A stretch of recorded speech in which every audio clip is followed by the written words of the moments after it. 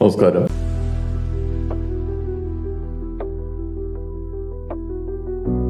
Joules വേൺ 1828 ഫെബ്രുവരി 8 ഫ്രാൻസിൽ ജനിച്ചു. പേരിൻ്റെ സ്പെല്ലിംഗ് എങ്ങനെയാണെങ്കിലും ഫ്രഞ്ച് രീതി അനുസരിച്ച് വായിക്കുന്നത് ഷൂൾസ് എന്നാണ്. ഇനി ഇതും മനസ്സിലാക്കി നാളെ തൊട്ട് ഫിസിക്സ് പഠിക്കുന്നവരൊക്കെ ഷൂൾസ് ലോ എന്നൊന്നും പറയരുത്. കാരണം ജൂൾസ് ലോയുടെ ഉപജ്ഞാതാവ് ജെയിംസ് പ്രിസ്കോട്ട് ജൂൾ ഒരു ഇംഗ്ലീഷുകാരനാണ്.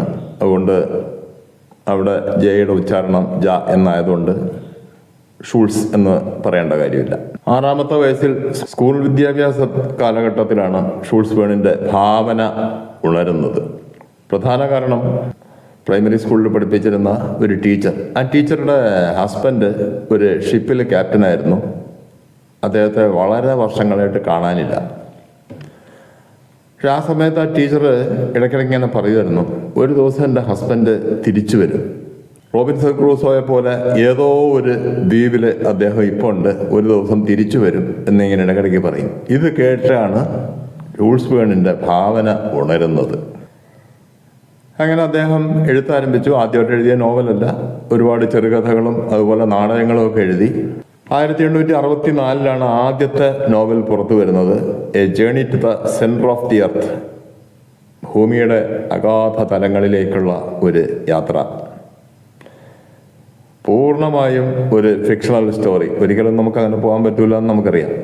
1870 എഴുതിയ അടുത്ത നോവലാണ് 20,000 ലീഗ്സ് അണ്ടർ ദ സീ. അത് പൂർണ്ണമായും ഒരു സയൻസ് ഫിക്ഷൻ നോവൽ. അതിൽ നായകൻ ക്യാപ്റ്റൻ നെമോ ഒരു ഇലക്ട്രിക് സബ്മറൈനിൻ്റെ ക്യാപ്റ്റനാണ്.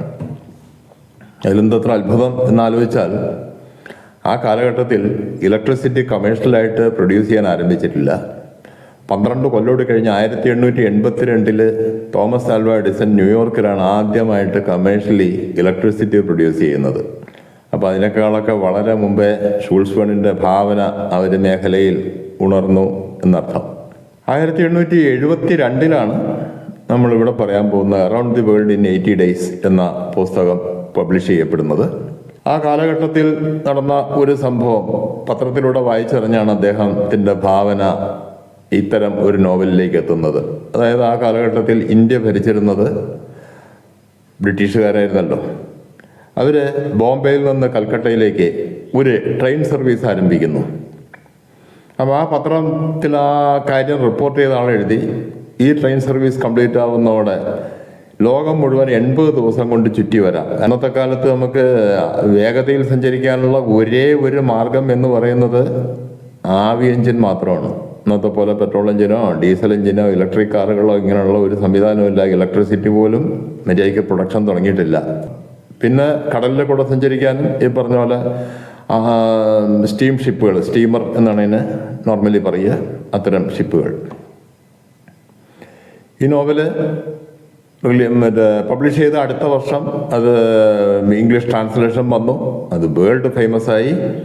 ഈ നോവലിൽ നിന്ന് പ്രചോദനം ഉൾക്കൊണ്ട് മറ്റു ചില സംഭവങ്ങളും കൂടി ഉണ്ടായിട്ടുണ്ട്. 1889 നെല്ലി ബ്ലൈ എന്ന US ലേഡി ജേർണലിസ്റ്റ് ഇത്തരം ഒരു യാത്ര നടത്തി.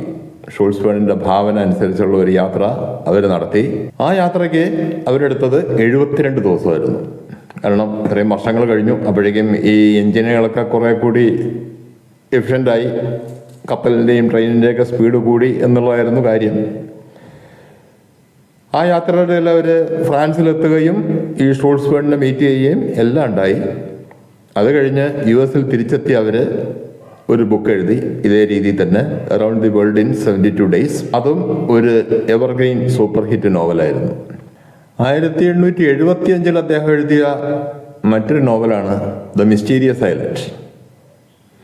അതിലെ നായകൻ സൈറസ് ഹാർഡിങ്, എഞ്ചിനീയർ കം സയൻറ്റിസ്റ്റിൻ്റെ ഒരു വാചകം, ഭാവിയിലെ ഇന്ധനം എന്ന് പറയുന്നത് ഇലക്ട്രിസിറ്റിയും ഹൈഡ്രജനും ആയിരിക്കും എന്ന് നമുക്ക് നേരിട്ടറിയാം. നമ്മൾ ഫോസിൽ ഫ്യൂവൽസൊക്കെ ഉപേക്ഷിച്ച് ഇലക്ട്രിക് വെഹിക്കിൾസും അതുപോലെ ഹൈഡ്രജൻ പവേർഡ് സിസ്റ്റങ്ങളും ഒക്കെ നടപ്പിലാക്കിക്കൊണ്ടിരിക്കുകയാണ്. പക്ഷേ ഷൂൾസ് വേൺ എഴുതുന്ന കാലത്ത് നമ്മൾ നേരത്തെ പറഞ്ഞു, ഇലക്ട്രിസിറ്റി കമേഴ്ഷ്യൽ പ്രൊഡക്ഷൻ തുടങ്ങിയിട്ടില്ല. എല്ലാം കഴിഞ്ഞ് 1920 ഹൈഡ്രജൻ്റെ കമേഴ്ഷ്യൽ പ്രൊഡക്ഷൻ ആരംഭിക്കുന്നത്. കാരണം ഇലക്ട്രിസിറ്റിയുടെ വരവോടെ, ഇലക്ട്രോളിസിസ് എന്നുള്ളൊരു പ്രോസസ്സോടെയാണ് ആദ്യമൊക്കെ ഹൈഡ്രജൻ കമേഴ്ഷ്യലി ഉൽപ്പാദിപ്പിക്കുന്നത്. അപ്പോൾ അതുകൊണ്ട് ഈ ഒരു നോവൽ എഴുതുന്ന കാലത്ത് ഇത്തരം കാര്യങ്ങളൊന്നും മനുഷ്യൻ്റെ മനസ്സിൽ വന്നിട്ടേ ഇല്ല എന്നുള്ളതാണ് സത്യം. ലോകം മുഴുവൻ അദ്ദേഹത്തെ ഫാദർ ഓഫ് സയൻസ് ഫിക്ഷൻസ് എന്ന് വിശേഷിപ്പിക്കുന്നു. ഒരു രാജ്യക്കാരൊഴിച്ച്, രാജ്യക്കാരല്ല, ആ ഭാഷ സംസാരിക്കുന്ന ആൾക്കാരൊഴിച്ച്, അത് ഇംഗ്ലീഷുകാരാണ്. കാരണം ഇംഗ്ലീഷുകാരുടെ കണ്ണിൽ ഫാദർ ഓഫ് സയൻസ് ഫിക്ഷൻസ് എന്ന് പറയുന്നത് H.G. വെൽസ് ആണ്. പക്ഷേ H.G. വെൽസ് ജനിക്കുന്നത് 1866 അദ്ദേഹത്തിൻ്റെ ആദ്യത്തെ ബുക്ക് പബ്ലിഷ് ചെയ്യുന്നത് 1898. അതിനേക്കാളൊക്കെ വളരെ മുമ്പേ ഷൂൾസ് വേൺ ഇത്തരം കാര്യങ്ങൾ എഴുതിയിരുന്നു എന്നുള്ളത് വേറെ കാര്യം. ഷൂൾസ് വേണിൻ്റെ കാര്യത്തിൽ മറ്റൊരു വേൾഡ് റെക്കോർഡ് കൂടെയുണ്ട്. ഏറ്റവും കൂടുതൽ ട്രാൻസ്ലേറ്റ് ചെയ്യപ്പെട്ട രണ്ടാമത്തെ ഗ്രന്ഥകർത്താവ്. അദ്ദേഹത്തിൻ്റെ പുസ്തകങ്ങൾ അത്രയധികം ട്രാൻസ്ലേഷൻസ് പുറത്തിറങ്ങിയിട്ടുണ്ട്.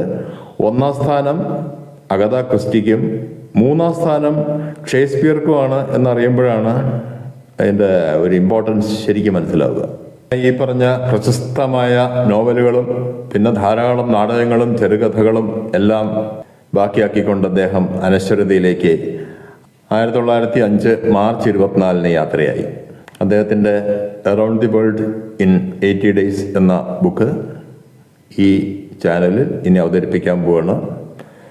നമ്മൾ ഓൾറെഡി അലിസ്റ്റർ മെക്ലീൻ എന്ന വിഖ്യാത എഴുത്തുകാരൻ്റെ 3 പുസ്തകങ്ങൾ അവതരിപ്പിച്ചു കഴിഞ്ഞു. പിന്നെ ഒരു ചെറിയ ബ്രേക്ക് വന്നു എന്നുള്ളത് സത്യമാണ്, കുറച്ച് മറ്റ് തിരക്കുകൾ കാരണം. ഏതായാലും ഈ ആഴ്ച മുതൽ ഈ ചാനൽ വീണ്ടും സജീവമാവുകയാണ്. ഒരു പ്രധാനപ്പെട്ട കാര്യം പറയാൻ മറന്നുപോയി. ഏകദേശം അരനൂറ്റാണ്ടിന് ശേഷം 1924 3 ബ്രിട്ടീഷ് എയർഫോഴ്സ് ഉദ്യോഗസ്ഥർ അതിനൊക്കെ അപ്പോൾ ആ കാലഘട്ടമൊക്കെ ആകുമ്പോഴേക്കും വിമാനമെല്ലാം കണ്ടുപിടിച്ചു കഴിഞ്ഞു. ഇത്തരം ഒരു യാത്ര നടത്തി. ലോകം മുഴുവൻ 80 ദിവസം കൊണ്ട് കവർ ചെയ്യാവുന്ന ഒരു യാത്ര. പക്ഷേ വിജയിച്ചില്ല.